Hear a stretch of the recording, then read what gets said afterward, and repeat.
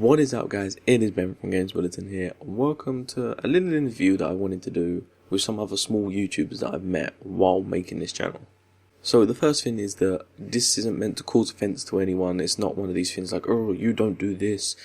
This is just for people who don't watch small YouTube channels and are kind of unsure about whether to give them a try or not. It's just to open your mind up to sort of why small YouTube channels are worth at least checking out. Now, these videos, there are 3 videos. This is one of 3 that you're watching now. All of them are going up on the same day. Every single person that was interviewed was given the same set of questions, but obviously having different opinions, being different people, they have different views on things. Now, you don't have to watch all of them, you don't even have to watch one of them, but just take away what is said in the interview. That's mainly what I want people to do. People who, they watch some small YouTube channels, but they're like, I don't really want to broaden my horizon on YouTube. It's a very hard thing to do because there are a lot of people making content, so it's hard to know when there's good content, bad content, whether it's worth checking out.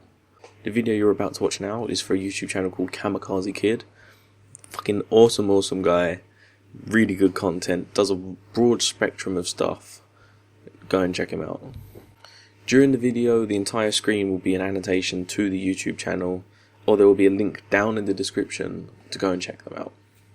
Hopefully you guys enjoy it, hopefully you take something away from it, and it sort of just makes you think a bit more about smaller YouTubers. That's all I want. But if that's it, just sit down, have something to eat, just leave this playing in the background, and hopefully you enjoy it. Okay? So, why don't you just start off, introduce yourself and explain a little bit about what you do on your channel. Okay, well, my channel is called KamikazeKid. Basically what I do is play video games, I do music covers, I do podcasts. I kind of jump into kind of the 3 main things that are known on YouTube, which is gaming, music and vlogging. At least that's the attempt I'm trying to make, but mainly I play video games.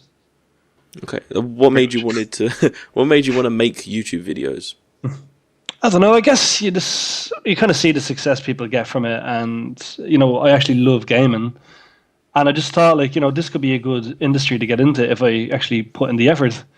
And at the moment, I'm treating it like a hobby, but who knows? It might one day become something that I could pursue full time. At the moment, obviously, it's a hobby because of the size of the channel, but I would obviously love to kind of continue doing this for the rest of my life regardless, and I think it's something I will definitely be doing as a hobby for the rest of my life anyways, if I don't make it. Yeah, no, definitely. I mean, that's one of the that's the main thing I wanted to talk about, basically, because obviously, being a small YouTuber, you have to work as well as obviously doing this as a hobby, like you said. Yeah, so, yeah, because it is different for everybody, obviously, because different backgrounds will require different things. For example, some people's families can be more well off to allow someone to not actually have to have a part-time job or a full-time job. Some people just can't get employed. Some people live off welfare, meaning they get free money from their government and they just use that to fund their channel. Some people actually do work, like myself and yourself and some other people, and sometimes that's full-time, part-time, and that can really affect the schedule and the consistency of someone's channel. Definitely, man. So, as a small YouTuber, what kind of issues do you find that you encounter when you're trying to run your channel?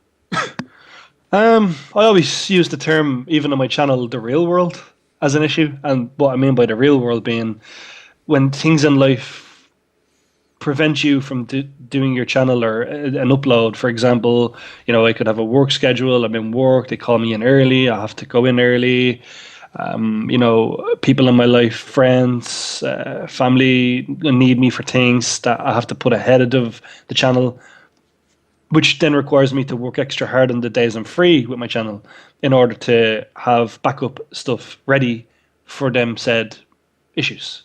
Yeah, I mean, that's definitely one of the things, is it seems no matter who you talk to, if they're a small YouTuber, it's always whatever it is that takes up the most of their life, if it's work, if it's family.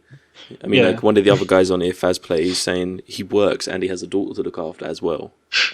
Yeah, see, stuff like that is just, that's where you have to prioritize.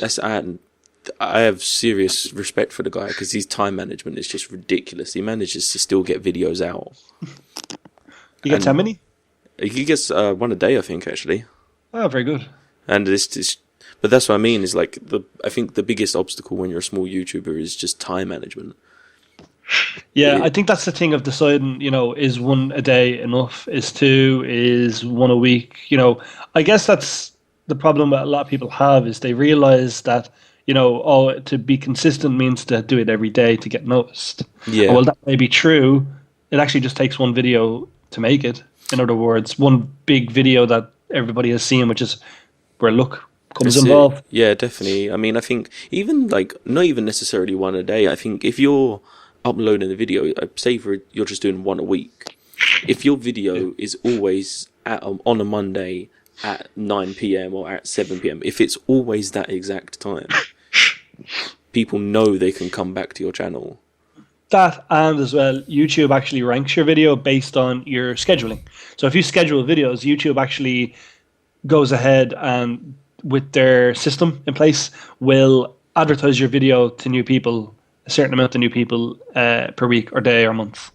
Well, that's actually something I didn't know. Wow. Yeah, because I found when I was uploading, my scheduling is I upload one a day.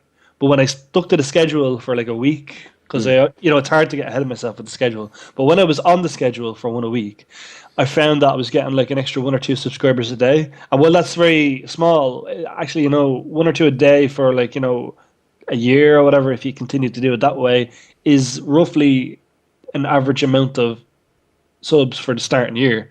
Because you wouldn't be seeing many subs for your first year anyway. You see a lot of subs as the second, third years roll by. When it actually becomes matured content, like. But that's the thing. I mean, and the one issue I found as well was like recently I did actually not long ago I bought a new camera and a new microphone, but before then I had very basic equipment, especially in terms of my microphone. So yeah. I mean, do you think people who watch YouTube videos expect too much from smaller YouTubers in terms of like their audio quality and things like this? Sometimes people who watch YouTube videos don't realize the sub number or the channel in question. And the reason I want to mention that is if you click on a video and you type in a video, you don't normally go to a channel and say, I'll watch this channel, unless they're a big YouTuber. But sometimes you'd be looking for something specific, like, new game content or whatever. You might see this one thumbnail and it interests you. And you could click onto that video and not think about the channel, the subs, or the person in the video in question until you've watched the actual graphical content. So in a gaming aspect, once you have the gameplay at least 720 resolution, I don't think they're going to mind too much. Obviously, if you have a very bad webcam, maybe it's not wise adding the webcam for your commentary. If it's that bad, I wouldn't suggest it too much because most people don't really mind not having that anymore. It was like a Let's Play thing. Corner cameras was like this thing that kind of came out last 2 years ago, and I think now what people really want to see is that in a vlogging aspect, or people just uploading the content they like to see continuously. You don't actually need a webcam, any microphone will do. I mean, the likes of Syndicate, for example, who's a big YouTuber, uses like the Blue Yeti, and it's I'd call it an average microphone, if I'm honest. And there's worse microphones out there that do a better job than the Blue Yeti. So I wouldn't say people expect too much from small YouTubers, especially if they know that you're a small YouTuber. They wouldn't expect too much from you. But you trying to get their attention would require at least an effort, I would say. Yeah, I think that's one of the main problems is like when you're starting a YouTube channel, regardless of what you do, I think you have to sort of sit back and go, okay, like what's my strength? Like for instance, if you're not very good at doing like a full Let's Play, like if you just kind of you like to get in and just like say you play Battlefield, you just shoot shit. I wouldn't do like a full long video. I'd sort of that's a very action packed kind of thing, sort of make it very snappy and sort of cut it down a bit. But then you have other people like, to use it as a big example, like the Rad Brad. Yeah, the Rad Brad is a prime example. He will just upload an entire video and it's just start to finish. And that's what I mean. Like I think you very much have to you have to know your strengths in terms of like your commentary style. Like you'll never get there straight away. Even like I've been making YouTube videos for a while, and even now I'm still looking at my videos and going, right, that works, that doesn't work. Well, like I think it's that thing as well of now I'm going to take this from a business aspect because when I was in college for like a few years ago, I learned this thing, and obviously I don't like mentioning, oh, this is a business quote. So I wouldn't really call it a business quote, but I will mention what it's called. It's called Porter's Five Forces, and basically what it does is it looks at kind of business models like YouTube. If you can treat YouTube as a business model for a second and look at it as YouTube is like this thing that people are competing to compete on, like a platform. Mm-hmm. And Porter's Five Forces looks at the strengths and weaknesses, the threat of new entries, and the threat of current things in place. So, for example, say if I have good strengths and very few weaknesses, yes, I can make it on YouTube. But if I try to enter that market into an area that's already very saturated, for example, FIFA videos, Minecraft videos, it's very hard for me to get seen. It's that thing of finding that unique niche, that thing that you can bring to the table that's at least slightly different enough for people to want to see. So I'd like to think each of us have our own unique way of doing that. But again, some of us can fall into the same category of, oh, we're just another guy who did Gmod. We're just another guy who is like the Rad Brad. He just uploads straight away, blah, blah, blah. Why should they watch us when there's already someone in place for that? Yeah, exactly. Yeah, definitely. Isn't it? But the answer is maturity. And maturity is your audience matures with age. New people turn 12-year-olds every day. You have to be 12 or 13, I think, to make an account on YouTube. So say people who are 10 in about a year's time, that's a load of new people that turn 11 and turn 12 will want to make YouTube accounts and actually start watching YouTube videos. So it kind of starts about, some people as young as 6 are watching YouTube, ironically. But, the kind of development of people with age, they mature the content they want to watch, they move on and find new things, and eventually some of us might become that show that they want to watch, or that channel. Yeah, I think that's also, when people, definitely for me, when I started YouTube videos, I was watching Jacksepticeye, and I was like, right, I love video games, got into video editing. Turns out I actually really enjoy editing, which is quite helpful for running a YouTube channel. But then you watch it back and you're like, I don't want to be. It's so easy to fall into that pool of Let's Players, and people just kind of. That's one of the main things that annoys me about people, not people on YouTube, but people who don't watch YouTube. You get it in the press a lot. It's very much like, these are Let's Players. This is a collective group of people who all do the same, who all act the same. And they're not. Yeah. It's very much like when you watch different YouTubers, and you'll never know a person entirely through YouTube, but you can get some sense of their personality and some sense of who they are from their videos. Yeah. And that's one of the things I enjoy the most, is as weird as it sounds, you feel like you're relating to somebody. Exactly. I think I've kind of definitely matured in terms of what I watch, because I used to just watch for the videos. And what I mean by that is I used to just find videos. It wouldn't necessarily be to a channel. And it's kind of the same for music. Like if you can look at YouTube and channels as musicians and songs. So, you mightn't just listen to the one band. You might have a variety of different tracks you like, So, for example, I have a variety of different YouTube videos I like to watch. So, for example, maybe like when I was younger and I was playing Call of Duty, I might have stumbled upon a guy called Syndicate, or I might have stumbled upon a guy called T-Mart. And they're two different channels. One guy breaks down maps and talks about how the maps are, and the other guy plays zombies. And it's like, I like zombies, I have a guide to go to for each type of video. But at the same time, maybe back then, looking back on it, I didn't realize for a good long while of revisiting their channels that they were existing channels, because I was too busy focusing on the video in question that I'd forget the name of the channel. So this is where I kind of have, and it's the same way, like you used to mention Jacksepticeye. I didn't know Jacksepticeye till last year. And now he's like one of my favorite guys to watch. And before then, and why was that? Because I didn't know who he was. And why did I know who he was? Because YouTube didn't advertise it into my list for me to know. No one suggested it to me, blah, blah, blah. So like us being small channels, it's that thing of being consistent enough to be that guy who people start talking about. And I wouldn't blame people for not watching me, because they probably don't even know I exist. That's the thing. Yeah, I mean, definitely. They've never seen a link from me. They've never seen a advertisement from YouTube for me. People aren't talking about me because let's just say my subscriber base is small enough to say that, it can only be shared very, very small level, and I'm only gaining a new amount of subscribers a day. And that's the thing. Like, so it is something that definitely continuing to do what you do and having a passion for it, having a drive, a focus, and knowing what your niche is will definitely make you on YouTube.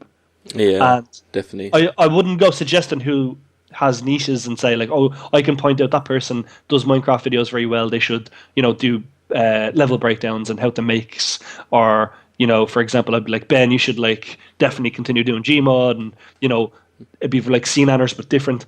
I would say just try different things, and you'll know by the views and the likes and the comments what people like to see. So for example, I'm going to start doing different games when they come out, and they're going to be completely different from each other. I'm going to see what people want to see from me, because at the moment it's very mixed. Loads of people want to see music covers, so I'm working on one of them at the minute and see how that goes. Yeah, definitely. I mean, that's one of the things is it's very easy when you start a YouTube channel, and I'll admit I have no quarrels with admitting when I started, I was like, yeah, okay, I'm going to be the next Jacksepticeye. It's easy to say.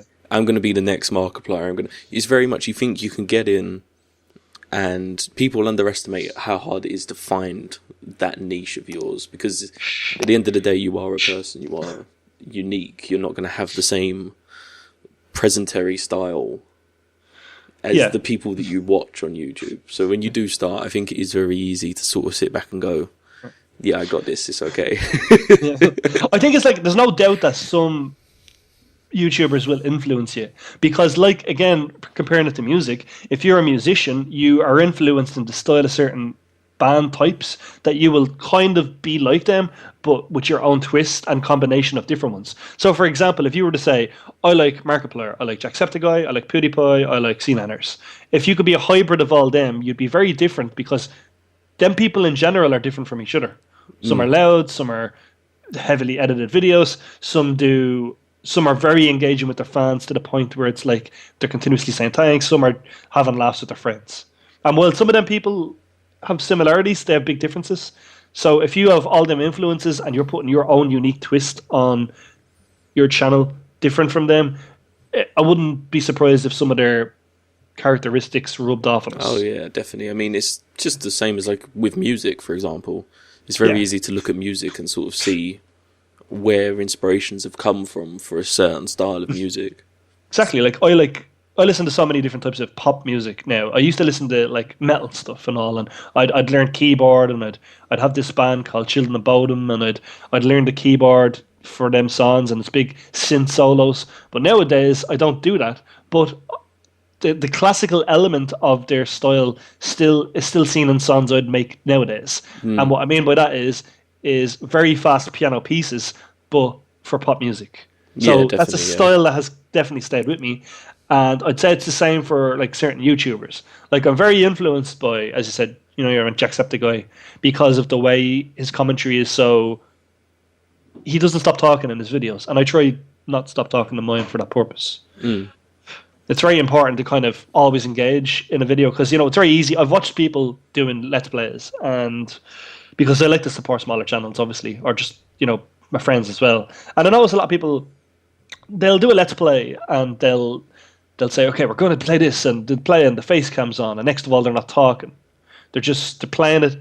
They forget that they're to commentate. They probably won't even watch back the video and realize that they haven't. They might commentate now and again. And I do it myself, I try not to, but it can happen. Oh yeah, it's very easily sometimes you just don't know what to say, so you're just kind of not doing anything. You almost forget that you're recording because you're so focused on playing the game. Yeah. Now that's okay when it's like if you're playing with other people, because there's always that gap that you cannot talk, so to give them a chance. So we could be playing like a GTA 5 map or a race or Gmod, and I have to keep quiet because I'm hiding, or I'm in a part where I'm like, ooh, ooh, ooh. Yeah, exactly. Yeah, and they're talking as well, and I can bounce off them. It's handy. But when you're on your own, it's a different story. It's you, a camera, and what you'd class as the people watching, and you need to kind of commentate in a style that'll get them to kind of see your opinion in the game, and they want you to kind of give feedback as you progress a level. Like for example, I'd be playing like say a horror map or something, and fair enough, a jump scare happens and I'll jump, but you might want to start like reading the notes in the game, or you want to start like commentating on your surroundings, how you feel as you play. Sometimes you'd be asking questions like, "How are you guys doing today?" Or "This is scary. Comment below." Blah blah blah. Yeah, that's what I mean. Sure, That's one of the hardest things. Is because when I first started, I do it now. It's kind of as weird as it sounds. I kind of had to force myself to talk a lot when you first start, because when you first start, you're so focused on playing the game that you almost forget that you're actually gonna have people watching and you should be commentating and you should. So there was a lot of videos that I recorded and then I never uploaded because I watched it back and I'm like, this is 20 minutes and I'm not talking for 16 and a half. I've stuff like that. Stuff like where I've played, say, Gmod maps and still and payday maps, and I'm not happy with the fact that maybe we died in the game and I did so shit compared to other levels, or it was a repeated play. I was just playing so that other people could record it, and I'm like, okay, I don't really want to upload this now, nor do I want to probably upload it. Sometimes I find certain people I record with will have a bad day of commentary as myself, and I just won't upload it because something was said in it that just didn't make it a video I felt was going to be funny. I didn't feel up for editing it, and I'll just move on to the next one straight away. Yeah, I think that's one of the. It's weird. It kind of like going with what you were saying, like music earlier. I mean, I play drums. And cool. One of the quotes I'll always remember is somebody, I can't remember who it was, but they said one of the most powerful things a drummer can do is to not play drums. And that's referencing the fact that like in certain songs, in certain bits, it's much more effective to have no drum beat than it is to. Yeah. And it's the same kind of thing with YouTube. Like just because you record a video doesn't mean that it has to go up, because if for example, saying with you earlier about you searching for videos, this will actually lead on to the next question as well. Yeah. But if you search for a video, if that one video where you're not talking or you're doing particularly bad commentary or whatever is the one video that somebody sees, for me, I always think in the back of my head, like, right, that person could potentially, will most likely go, this person's very bad at commenting, I'm not coming back to their channel. It's very rare that somebody will go, maybe that's just a bad day, I'll look through the rest of their videos. And that's no insult to anyone who does that, because I've done it myself. I've watched videos and I thought, oh, well, your first thought is this person's either new to YouTube or just can't comment very well. Yeah. But it's funny you should say that, because today's hater could be tomorrow's fan. Exactly, What I mean by that is sometimes you'll find, as I said, videos, you won't even know like I said, you won't recognize the channel until it attracts you. So if you're say for example, one of your videos was bad and it was up and someone's seen it and they hate it, they might leave a dislike. They might not. They just click out a video. They don't even know what your channel name was. They won't remember that because they were too busy like not liking the video. You don't remember the things you hate who made them. You just remember this bad video you've seen by nobody. Yeah. So say now a year later, you're a bit bigger, you have more views, you're more experienced with the way you edit. They subscribe. They don't even realize that you were that guy last year who made a bad video. Yeah, exactly, yeah. Because you've developed, you've matured, and your content is good, and you now attract them. They might mature their opinion with time and realize that even the old video that they hated, they might like that type of video later on down the line as well. Just the way it goes, like. And that kind of comes on to what I was going to say, is like a lot of people, it can have the impression that a lot of people think small YouTubers are small because of poor quality content. But you've basically just answered that yourself, you know. I mean, at the end of the day, it could just be a one-off. Exactly. It kind of gets to that stage with continuously, like. Or another example of kind of, actually, now that we should mention the difficulties of YouTube, again, sorry, but I don't know if you can hear the background noise in my house currently at the moment, but if I was recording right now, I would definitely have stopped and restarted from scratch. Yeah, I mean, definitely. I can't tell if that's audible currently for your microphone, to your side of the speaker, but I can just hear background noise in my house, a lot of screaming and shouting. I don't know why. Yeah. I didn't hear much, to be honest, no. Oh, good. No, because, for the likes of these kind of, these things as well, like, I hate when there's background noise, yourself.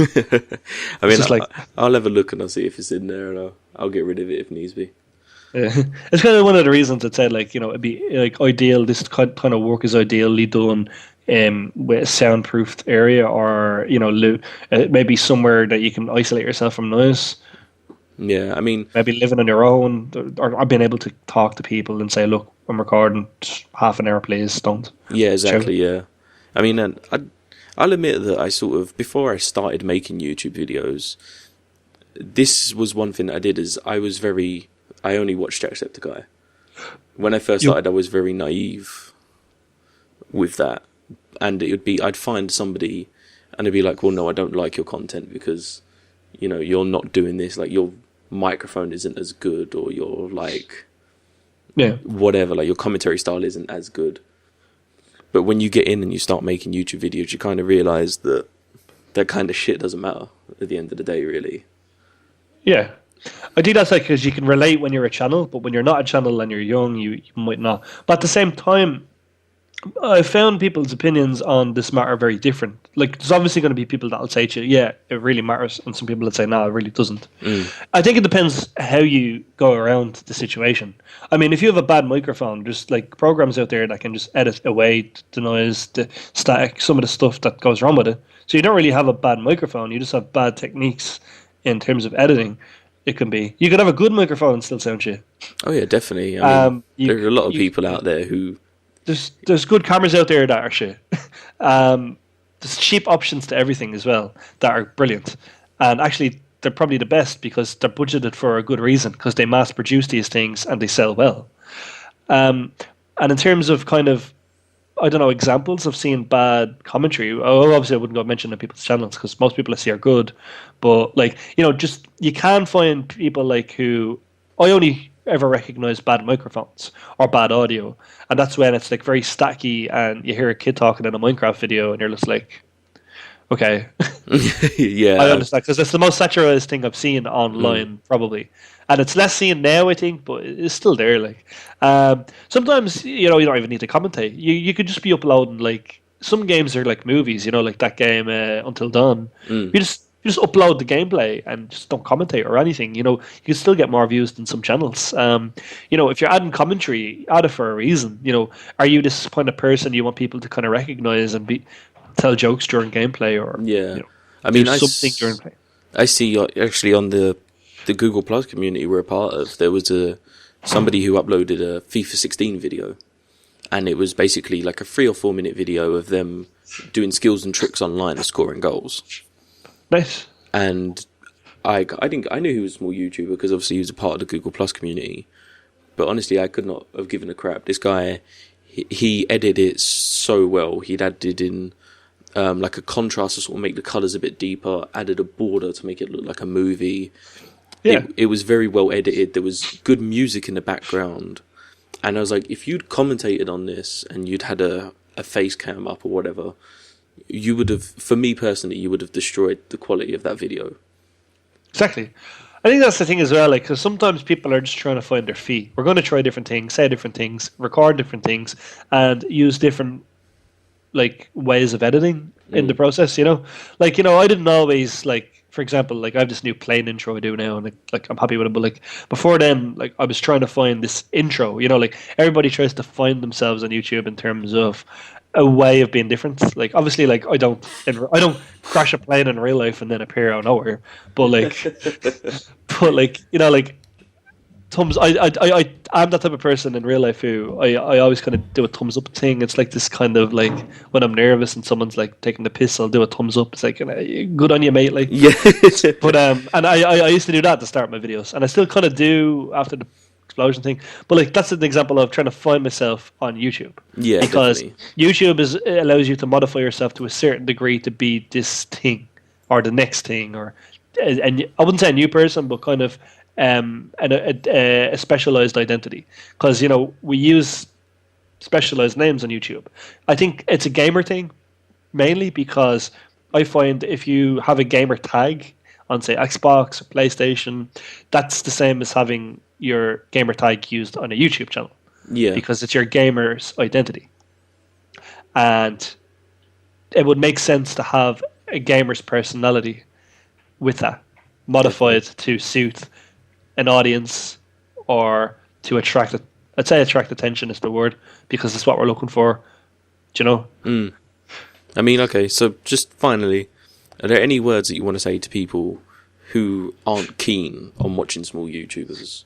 Because, I mean, this is in no way a dig to anyone that doesn't do it, because there are, I'm sure, some people. Yeah. I'd say just give them a chance, because small YouTubers are the future. Because what do we have when we take away big YouTubers? Average size to small YouTubers. And when all these big ones are gone, you know, they might move on to other things. They might eventually stop doing YouTube. They might continuously do it to the point that, you know, eventually they're going to have to stop it sooner or later. And what I mean by that is, you know, some of them could kick the bucket, you know, some of them can just decide to stop. It happens. I've seen it with like kind of Ray Williams' channel and all, and, you know, your man Fred. And these are examples of non-gaming YouTubers, but it can happen. And it has definitely. Happened. So I'd say give some small YouTubers a chance, because there is some out there who are going to be big someday, and if they don't give them a chance, fair enough, someone else will, because not everyone is going to listen to this. But some small YouTubers are going to be the future in the next year or two, and it's inevitable, because you can't have a small YouTuber forever. That's true. Some make it, some don't, some stop. But I would have a better message. The better message isn't for people who aren't watching them, but for smaller YouTubers. And that message is, continue doing what you do best. Find your feet. Find what you like to do. Try different things. And learn along the way. Because it's all for fun. Like, you know, make it a hobby. Make it something you love. Because if you don't love doing it, it's going to show. And you want to be able to just record as much as you can, have fun with your friends, record with your friends, make something that's watchable, and be happy with what you do, be happy with what you upload, and it'll pay off, because hard work always pays off. And I wish you all the best in terms of user adventures on YouTube. Oh, it was a fucking good way to end it, man. Thanks. Oh, thanks for stopping by and helping me with this, man. Yeah, no bother. Nice. Thanks for having us. Okay. So to those of you who made it to the end of the video, thank you so fucking much for watching it. Hopefully you've taken something away from it, and it's kind of made you think a little bit differently. If you didn't need to think differently, if you're somebody who supports every single small YouTube channel you come across, then thank you so fucking much. Go and check this guy out. Absolutely awesome. I can say that about every single one of these guys. They're all awesome people. I speak to every single one of these guys. I watch all of their videos. They're awesome people. You can shut the fuck up, headphones. So thank you for watching, and hopefully I'll see some more of you guys soon. See you later.